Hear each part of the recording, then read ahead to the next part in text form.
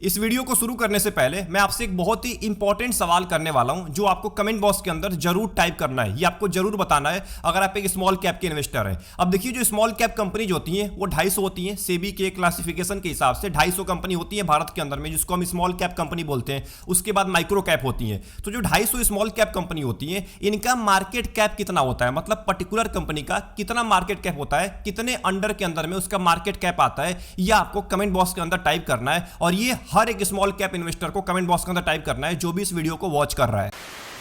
अब देखिए, जो स्मॉल कैप कंपनी जो होती है ना, वो अपने अर्ली स्टेज में होती है। मतलब या तो अभी जल्दी स्टार्ट हुई होती है या तो इनके बारे में किसी को पता ही नहीं होता है। बहुत सारे से स्मॉल कैप कंपनी जो होंगी, अगर मैं उनका नाम आपके सामने बोलूंगा ना, तो आपने आज से पहले उन कंपनी का नाम भी नहीं सुना होगा। आपने आज से पहले उनके बारे में जाना भी नहीं होगा कि ये कंपनी बिलोंग भी करती है, ये कंपनी यहाँ पे एग्जिस्ट भी करती है। इसीलिए जो स्मॉल कैप कंपनी होती है उसमें बहुत ही कम लोग पैसा इन्वेस्ट करते हैं। इसलिए जो उसका मार्केट कैप होता है ना, वो बहुत ही कम होता है। 500 करोड़ का होता है, 1000 करोड़ का होता है। तो ये बहुत ही कम मार्केट कैप होता है। इसीलिए बहुत सारे लोग इसमें पैसा इन्वेस्ट भी नहीं करना पसंद करते हैं, क्योंकि बहुत सारे लोगों को डर लगता है कि स्मॉल कैप कंपनी जो कल को भाग गई तो क्या होगा।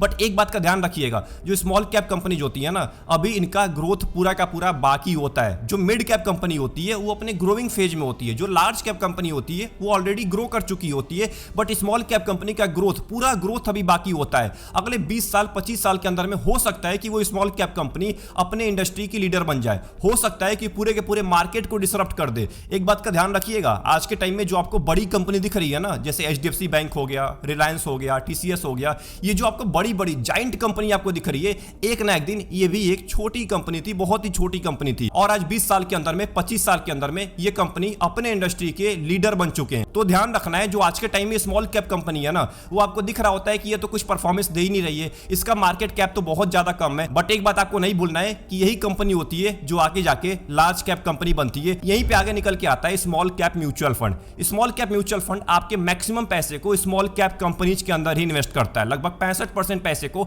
स्मॉल कैप कंपनी में डालना ही होता है स्मॉल कैप म्यूचुअल फंड को। अब इसका फायदा क्या होता है? फायदा आपको शॉर्ट टर्म में बिल्कुल नहीं दिखेगा। इसीलिए आपको बोला जाता है कि स्मॉल कैप म्यूचुअल फंड में आपको लंबे टाइम के लिए आना है, 10 साल के लिए, 15 साल के लिए, 20 साल के लिए। क्यों आपसे बोला जाता है? क्योंकि इसमें मैक्सिमम स्मॉल कैप कंपनी है जिसका आज के टाइम में मार्केट कैप 500 करोड़ का है, 1000 करोड़ का है। अब सोचिए, जिसका मार्केट कैप 500 करोड़ का है वो आपको कितना ही रिटर्न दे देगी। बट अगर उसका मार्केट कैप सोचिए 1 लाख करोड़ का हो गया, 500 करोड़ से 1 लाख करोड़ का हो गया, सोचिए आपको कितना ज्यादा रिटर्न मिलने वाला है। इसीलिए बोला जाता है कि स्मॉल कैप में अगर आप पैसा इन्वेस्ट कर रहे हैं तो कम से कम 10 साल, 15 साल, 20 साल तक पैसा इन्वेस्ट करिए। आज हम ऐसे ही एक स्मॉल कैप म्यूचुअल फंड को कंपेयर करने वाले हैं Nippon India small cap mutual fund से, जो कि बहुत ज्यादा पुराना म्यूचुअल फंड है। निप्पॉन इंडिया बहुत पुराना म्यूचुअल फंड है, इसीलिए बहुत ही लंबे टाइम से स्मॉल कैप में यह फंड डोमिनेट कर रहा है। बट अभी कुछ टाइम पहले ना एक ऐसा फंड है जो बहुत तेजी के साथ ग्रो किया है और अचानक से अभी के टाइम में उसका जो ग्रोथ है ना वो रुक चुका है। इसका नाम है quant small cap mutual fund. पिछले 5 साल के अंदर में सबसे ज्यादा रिटर्न दिया है स्मॉल कैप म्यूचुअल फंड के अंदर। इन दोनों फंड को हम कंपेयर करने वाले हैं, quant small cap and Nippon India small cap को। इन दोनों के अंदर लोगों ने भर भर के पैसा इन्वेस्ट किया है। इसीलिए निप्पॉन इंडिया स्मॉल कैप का जो एसेट अंडर मैनेजमेंट है वो लगभग 60,000 करोड़ को टच करने वाला है। And quant small cap mutual fund का जो एसेट अंडर मैनेजमेंट है वो लगभग 26,000 करोड़ को क्रॉस कर चुका है। इसका मतलब आपको साफ साफ दिख रहा है कि दोनों ही म्यूचुअल फंड के अंदर लोगों ने भर के पैसा इन्वेस्ट किया है। बट अभी के टाइम में ना क्वांट स्मॉल कैप में ज्यादा ही लोगों ने पैसा इन्वेस्ट कर दिया है कोविड के बाद। जिसको देखो वो केवल क्वांट म्यूचुअल फंड के अंदर पैसा इन्वेस्ट कर रहा था, वो भी क्वांट स्मॉल कैप के अंदर। अब इसका नतीजा क्या हुआ ना कि क्वांट ने बहुत ही अच्छा परफॉर्मेंस दे दिया। बट अभी पिछले 1 साल पहले से पूरे के पूरे क्वांट म्यूचुअल फंड की हालत खराब है। क्यों खराब है? 2 इशू सामने निकल के आ रहे हैं। सबसे पहला, जो इसकी होल्डिंग है ना, उसके अंदर सबसे ज्यादा वेटेज है रिलायंस का, और रिलायंस ने कुछ खास परफॉर्मेंस नहीं दिया है पिछले 1-1.5 साल के अंदर में। कुछ रिटर्न आपको दिया ही नहीं है पिछले 1 साल के अंदर में। अब इसका नतीजा क्या हुआ है कि क्वांट म्यूचुअल फंड ने लगभग 8 से लेकर 10% का वेटेज लेकर रखा हुआ है रिलायंस का। अब जब रिलायंस नीचे गिरना स्टार्ट हुआ है तो क्वांट म्यूचुअल फंड के लगभग सभी म्यूचुअल फंड बहुत ज्यादा नीचे गिरे हैं। कुछ खास आपको रिटर्न देखने को नहीं मिला है, क्योंकि अगर एक कंपनी के अंदर 10% का वेटेज है ना, तो बहुत ज्यादा डिपेंडेंसी हो जाती है उस एक कंपनी के ऊपर। तो सबसे पहला रीजन है रिलायंस और दूसरा रीजन है फ्रंट रनिंग। फ्रंट रनिंग का एक एलिगेशन लगाया गया था क्वांट म्यूचुअल फंड के ऊपर, जिसके वजह से इसके सारे फंड का AUM भी गिरा है। मतलब लोगों लोगों ने इसके अंदर से पैसा भी निकाला है। बट अभी के टाइम में जब क्वांट म्यूचुअल फंड ने फिर से परफॉर्मेंस देना स्टार्ट किया है तो लोगों ने इसके अंदर पैसा इन्वेस्ट करना स्टार्ट कर दिया है। आज हम पता करने वाले हैं कि क्या क्वांट स्मॉल कैप बेटर है निप्पॉन इंडिया स्मॉल कैप से, या निप्पॉन इंडिया स्मॉल कैप आज भी अपने कैटेगरी में टॉप कर रहा है इतने सारे म्यूचुअल फंड्स के आने के बाद भी। पिछले एक साल की बात करें तो क्वांट स्मॉल कैप ने लगभग आपको 1.5% का रिटर्न दिया है। बेंचमार्क और कैटेगरी को ऑब्वियस है बीट नहीं कर पाया है। क्यों नहीं बीट कर पाया है, मैंने आपको रीजन बता दिया है। 2 साल की अगर बात करें, 2 साल के अंदर में लगभग 28% का रिटर्न दिया है। 5 साल की बात करें लगभग 48% का रिटर्न है। सोचिए स्मॉल कैप में किसी भी म्यूचुअल फंड का 48% का रिटर्न नहीं है 5 साल के अंदर में। एंड अगर लंबे टाइम की बात करें पिछले 12 साल की तो लगभग आपको 18% का रिटर्न दिया है। वहीं अगर निप्पॉन इंडिया स्मॉल कैप के बारे में बात करें तो 1 साल के अंदर में 8% का रिटर्न दिया है। ये भी अपने बेंचमार्क और कैटेगरी को बीट नहीं कर पाया है। 6 महीने की बात करें -6% का रिटर्न दिया है, यहां भी बेंचमार्क और कैटेगरी को बीट नहीं कर पाया है। 3 महीने की अगर बात करें तो यहां पे लगभग 16% का रिटर्न दिया है। अपने कैटेगरी को तो बीट कर दिया है बट बेंचमार्क को बीट नहीं कर पाया है। 2 साल के अंदर में 27% का रिटर्न दिया है, 5 साल के अंदर में 39% का, एंड पिछले 15 साल के अंदर में लगभग आपको 22% का रिटर्न दिया है। कैटेगरी और बेंचमार्क को आसानी से बीट कर दिया है। वहीं अगर क्वांट स्मॉल कैप के लमसम के बारे में बात करें तो आप केवल 10,000 रुपए का लमसम स्टार्ट किए होते 2013 के अंदर में, तो इसकी वैल्यू 80,000 रुपए से भी ज्यादा हो जाती। लगभग आपको 18% का एनुअल रिटर्न दिया है। बट एक बात का ध्यान रखिएगा, 2019 से पहले क्वांट स्मॉल कैप एग्जिस्ट नहीं करता था। क्वांट का कोई दूसरा नाम था, एस्कोल्ट म्यूचुअल फंड नाम था। तो हम 5 साल के पहले के रिटर्न को कंसीडर नहीं करने वाले। 5 साल के अंदर में अगर आप 10,000 रुपए इन्वेस्ट किए होते, लमसम किए होते 5 साल पहले, तो इसकी वैल्यू 72,000 रुपए से भी ज्यादा हो जाती। सोचिए 10 साल पहले अगर आप किए होते तो केवल 64,000 रुपए वैल्यू होती,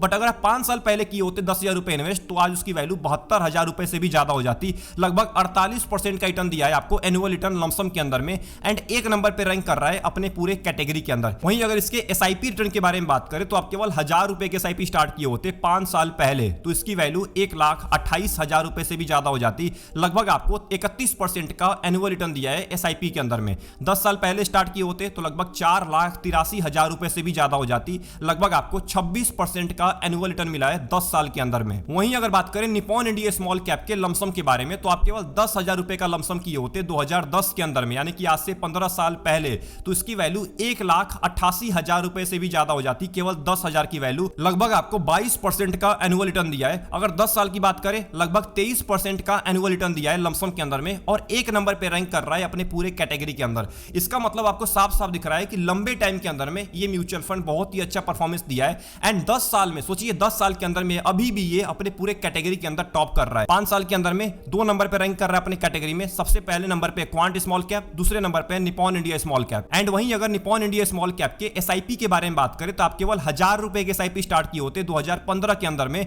तो इसकी वैल्यू 4,40,000 रुपए से भी ज्यादा हो जाती। लगभग आपको 25% का एनुअल रिटर्न दिया है एसआईपी के अंदर में, जो कि बहुत ज्यादा होता है एक एसआईपी के इन्वेस्टर के लिए। सबसे इंपॉर्टेंट क्वांट स्मॉल कैप के पोर्टफोलियो के बारे में बात करें तो इक्विटी के अंदर 91% आपके पैसे को इन्वेस्ट किया जाएगा, जिसमें से इक्विटी होल्डिंग लगभग 89% है, एफएनओ होल्डिंग लगभग 1.7% है, नंबर ऑफ स्टॉक्स 91 होने वाले हैं, लार्ज कैप की कंपनी 13.5% है, मिड कैप की लगभग 19.5%, एंड स्मॉल कैप में ज्यादा पैसा आपका इन्वेस्ट किया जाएगा। इसीलिए आपको 34% वेटेज दिख रहा है स्मॉल कैप के अंदर, और अदर्स के अंदर लगभग 24% वेटेज है। इस अदर्स के अंदर में भी स्मॉल कैप की कंपनी ज्यादा होने वाली है। अगर टॉप 10 स्टॉक्स के बारे में बात करें जो कि सबसे इंपॉर्टेंट है, सबसे ऊपर आपको रिलायंस इंडस्ट्री दिखने वाला है, जो मैं आपको बार बार बोल रहा हूं। लगभग 10.5% का वेटेज है केवल रिलायंस का। ये सबसे इंपॉर्टेंट है और यही सबसे बड़ा रीजन है क्वांट स्मॉल कैप के डाउनफॉल का, या पूरे के पूरे क्वांट म्यूचुअल फंड के डाउनफॉल का। केवल एक ही रीजन है, वो है रिलायंस इंडस्ट्री। रिलायंस ने अच्छा परफॉर्मेंस नहीं दिया है पिछले 1-1.5 साल के अंदर में, इसीलिए आपको गिरावट देखने को मिल रहा है,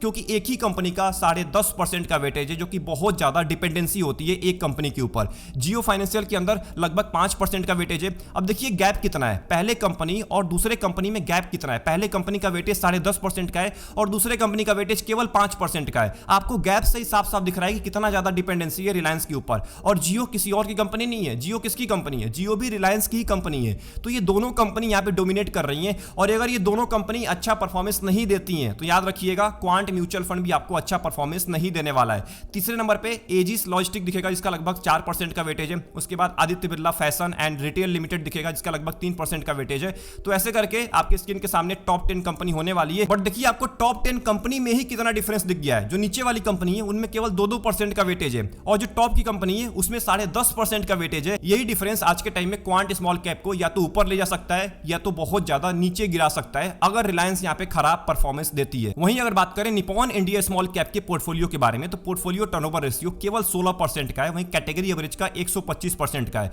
मतलब इससे आपको साफ साफ अंदाजा लग रहा है कि इसके पोर्टफोलियो के अंदर ज्यादा बदलाव नहीं होता है। फंड मैनेजर जो स्टॉक को पिक करता है उसको लंबे टाइम तक होल्ड करता है, क्योंकि इसका एयूएम बहुत ज्यादा हो चुका है, लगभग 60,000 करोड़ को टच करने वाला है। इसीलिए आपको यहाँ पे नंबर ऑफ स्टॉक्स 229 दिखने वाला है। जो स्मॉल कैप का एयूएम ज्यादा हो जाता है ना, तो फंड मैनेजर को मजबूरी में ज्यादा कंपनीज को पोर्टफोलियो में रखना पड़ता है, क्योंकि यहाँ पे बहुत ज्यादा पैसा आता है उस म्यूचुअल फंड के अंदर। इसीलिए इस म्यूचुअल फंड ने अपना लमसम बंद करके रखा हुआ है। केवल एसआईपी आप कर सकते हैं इस म्यूचुअल फंड के अंदर। इक्विटी के अंदर 94% आपके पैसे को इन्वेस्ट किया जाएगा। लार्ज कैप की कंपनी 8% है, मिड कैप की 12% एंड स्मॉल कैप की लगभग 45%। अदर्स के अंदर 29% आपके पैसे को डाला जाएगा। तो यहाँ पे साफ साफ दिख रहा है कि स्मॉल कैप कंपनी में ज्यादा पैसा इन्वेस्ट किया जा रहा है, इसीलिए यहाँ पे नंबर ऑफ स्टॉक्स को बढ़ा दिया गया है, क्योंकि एयूएम बहुत ज्यादा हो चुका है। अगर टॉप 10 स्टॉक के बारे में बात करें, सबसे ऊपर आपको एचडीएफसी बैंक दिखेगा, जिसका लगभग 2% का वेटेज है। ऑब्वियस है 2%, 1% इतना ही वेटेज आपको दिखने वाला है सारे के सारे कंपनीज के अंदर, क्योंकि 229 कंपनी है। अब 229 कंपनी में बराबर वेटेज डिवाइड किया जाएगा,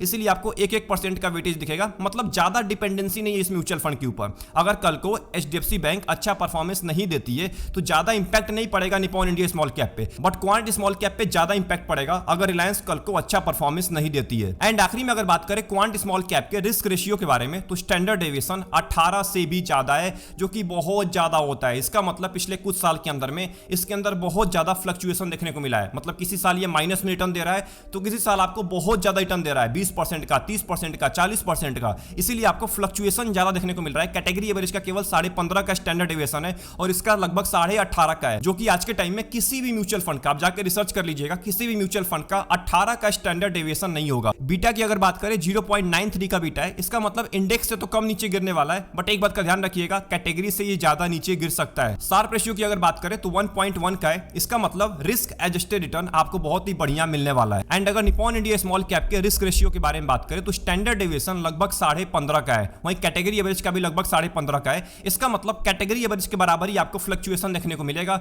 बीटा की अगर बात करें 0.83 का बीटा है, मतलब इंडेक्स से ये कम नीचे गिरने वाला है और कैटेगरी एवरेज के लगभग बराबर ही नीचे गिर सकता है। मतलब लगभग ये कैटेगरी एवरेज के आसपास ही आपको रिटर्न देता हुआ नजर आएगा। शार्प रेशियो बहुत ही अच्छा है, 1.24 का है। इसका मतलब जो इसका फंड मैनेजर है वो कम रिस्क लेके आपको बहुत ही बढ़िया रिटर्न दे रहा है। तो अगर आपने यहां तक इस पूरे वीडियो को वॉच कर लिया है, तो मैं आपको इस पूरे वीडियो का एक छोटा सा समरी देता हूं। शुरू में हमने बात किया था स्मॉल कैप कंपनीज के बारे में, उसमें हमने ये जाना था कि स्मॉल कैप कंपनीज अपने अर्ली स्टेज में होती हैं। तो अगर आप अर्ली स्टेज के अंदर एक अच्छी स्मॉल कैप कंपनी के अंदर पैसा इन्वेस्ट करते हैं अच्छे से रिसर्च करने के बाद, तो आपको लंबे टाइम के अंदर में अच्छा वेल्थ क्रिएट करके दे सकती हैं। जैसे आपके सामने आज के टाइम में बहुत ही बड़े बड़े एग्जांपल है, रिलायंस हो गया, टीसीएस हो गया, एचडीएफसी बैंक हो गया। ये आज बड़ी कैसे बनी है? एक टाइम पे ये भी छोटी थी, तो इनका बिजनेस ग्रो किया है। तो अगर आप एक अच्छे बिजनेस के अंदर पैसा इन्वेस्ट करते हैं ना, तो लंबे टाइम में आप एक अच्छा ग्रोथ हासिल कर सकते हैं। और सबसे अच्छा तरीका है उस बिजनेस के अंदर, छोटी कंपनी वाले बिजनेस के अंदर पैसा इन्वेस्ट करने का, वो है small cap mutual fund. Small cap mutual fund में आपके मैक्सिमम पैसे को स्मॉल कैप कंपनीज के अंदर इन्वेस्ट किया जाता है।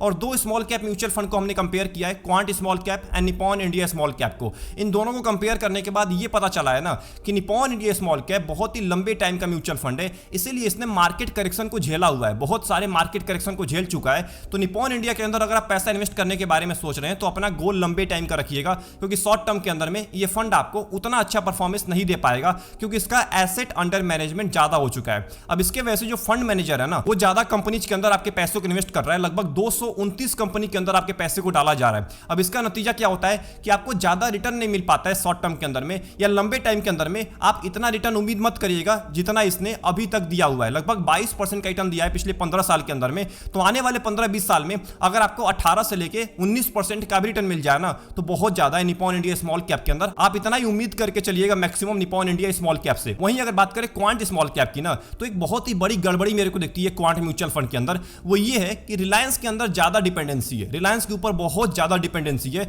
तो रिलायंस एक बड़ी कंपनी है और बड़ी कंपनी के ऊपर ज्यादा डिपेंडेंसी हो जाती है ना, तो ग्रोथ ऑटोमेटिक रुक जाता है। अगर छोटी कंपनी के ऊपर ज्यादा डिपेंडेंसी है तो चांसेस ज्यादा होते हैं ग्रो करने के, भले ही रिस्क बहुत ज्यादा होता है बट चांसेस भी ज्यादा होते हैं ग्रो करने के। बट बड़ी कंपनी के ऊपर अगर डिपेंडेंसी है, वो भी 10.5% का वेटेज है एक कंपनी के अंदर, और बाकी कंपनी में केवल 4% का 3% का वेटेज है, तो यहीं पे साफ साफ दिख रहा है कि रिलायंस के ऊपर ज्यादा डिपेंडेंसी है। तो रिलायंस अगर अच्छा परफॉर्मेंस नहीं देती है या बहुत ही नॉर्मल परफॉर्मेंस देती है, तो क्वांट स्मॉल कैप भी आपको ज्यादा रिटर्न नहीं देने वाला है अभी के टाइम में शॉर्ट टर्म के अंदर में। आगे अगर फंड मैनेजर रिलायंस से वेटेज कम करके छोटी कंपनी के अंदर वेटेज बढ़ाते हैं, तो आपको ऑब्वियस है ज्यादा रिटर्न मिल सकता है।